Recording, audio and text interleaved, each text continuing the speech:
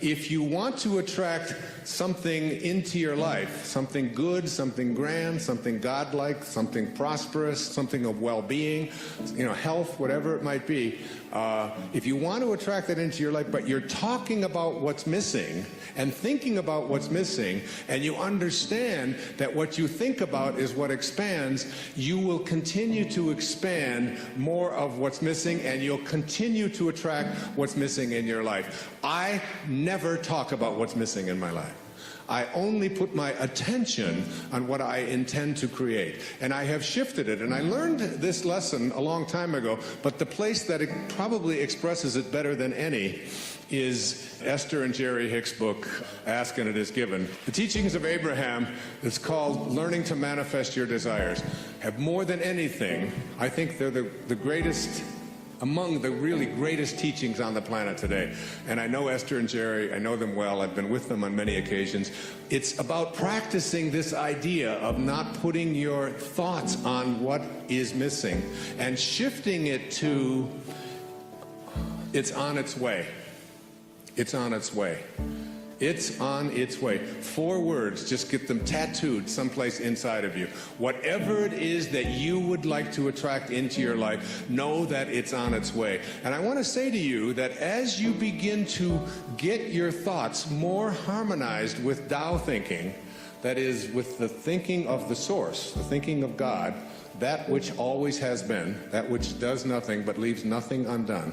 As you begin to more and more harmonize in this way, what happens is that you start elevating your thoughts so that the habit of how you think becomes more harmonized. Rather than a polarity with what you want to attract, it becomes harmonized with it, and it becomes your natural way of how you think all the time.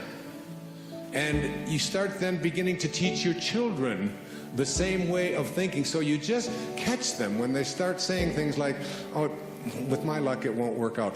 Why have any of us ever learned to say, with my luck, and having it mean things aren't going to work out? Why wouldn't you say, and just have it as your habit, with my luck, it'll probably show up faster than it normally does? Why not have that kind of a way? Because here's what happens. As you begin to shift the way that you think and have an anticipation that this thing is going to work out for you, you can only act upon your thoughts. And as you get these higher and higher thoughts, what happens is that the thought is now more aligned with what it is you want to attract, and then you start acting upon that thought. And as you start acting upon the thought that it will work out, that it's probably on its way, you start to see how this whole system all works. In other words, call it the universe, whatever you want, begins to conspire with you. It begins to act almost where you suddenly become a collaborator with fate. And instead of fate being something that just might or might not happen to you, you're in collaboration with what it is that you want to attract. I mean, ask any physician, there's physicians here today, ask them about something called the will to live. Ask them about somebody who's going in for a corneal transplant and thinks that I'm going to see when this thing is done, rather than someone who thinks it probably won't work out. And which one would they rather work with? What is this thing called the will to live? What is this thing, this inner kind of thing that says, I refuse to allow myself to think? I say it to my mother, who's 90 years old, almost 91 years old. I was with her for the last 5 days, every day, all morning long with her. And she's been going through some difficulties and so on. Most of you saw her on the PBS show, if you saw The Inspiration. She has always said to me how she was going to die. She said it to me when she was 60, what her death was going to look like, when she was going to die in her sleep, and it was going to be, it was going to be a peaceful thing, and she was going to do it when she was ready. When she was ready, she would leave, and she would know when it was time. And she says, and don't think it's time. I said, well, you got a hangnail there. Maybe we should just move on with it. And she said, no, I'll tell you when I'm ready. But she has always said, I will never allow Alzheimer's into my life. She's always said that is not something, she'll say things like, well, I can't remember this name quite as well as I did before, but that concept of all, it's just not anything that I've ever allowed myself to think is a possibility. And I said to her, well, what if you're wrong? She'll say, well, who'll know the difference? And they've done research on this, in studies on gerontology, where what does your life look like from 60 plus versus what does your life look like from 60 down to into your 20s? That people who live a dynamic life into their 60s, 70s, 80s, and 90s, people who feel strong, who don't feel that getting older means that I have to in any way decline any place, physically or mentally. Getting older has nothing to do with the concept of declining. That when people are in their 20s and 30s and 40s and 50s, and this is their perception of what their life is going to be like when they're in their 60s, that those people have a much greater chance of not attracting the kinds of diseases that are so much age-related as do people who think of old as infirm and declining throughout their 20s, 30s, 40s, and 50s. That you change the way you believe about that and you say declining is not a possibility. I don't think about what's missing. You don't put your attention on what's missing. You don't tell other people about what's missing.